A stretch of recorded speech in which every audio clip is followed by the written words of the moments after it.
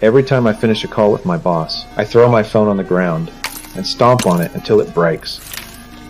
I almost exclusively eat fast food like McDonald's that I can take out. When I'm waiting in line to order, I deliberately avoid making eye contact with people. Every time I go to sleep, I set my alarm early to make sure I don't oversleep by even half an hour. As a highly trained professional assassin, I know that details can mean the difference between life and death, so I'm always careful and cautious. I am meticulous in everything I do. However, this time, while carrying out a sniper mission, a stunningly beautiful woman suddenly appeared in my line of sight. I couldn't help but glance at her a few extra times, and my heart rate immediately skyrocketed above 100. I knew that in this state, my shooting accuracy would be severely compromised, so I immediately adjusted my breathing and realigned the crosshairs with the target. Once my heart rate returned to optimal levels, I confidently pulled the trigger, but unexpectedly, the woman's sudden movement blocked the fatal shot. Fuck.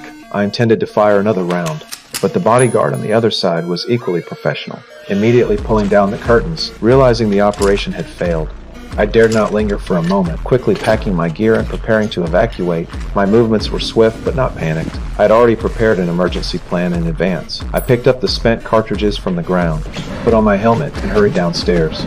I hopped on the electric scooter I had prepared earlier.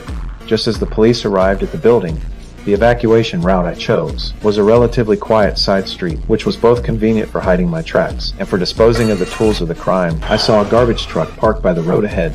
I simply threw the backpack containing the firearms directly into it. After driving a short distance, I deliberately abandoned the electric scooter and casually tossed the helmet into the river.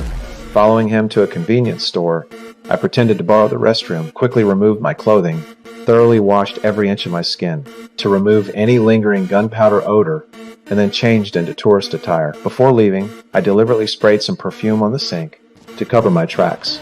I hailed a taxi at random and rushed straight to the airport.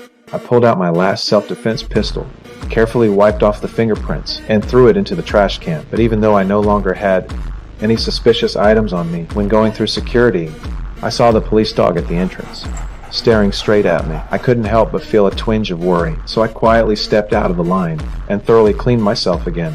After all, it was a matter of life and death. I dared not take any risks. Then I used the forged ID to successfully check in for the flight. Shortly after, I received a call from my boss. How could this happen? It's unprecedented. It happened.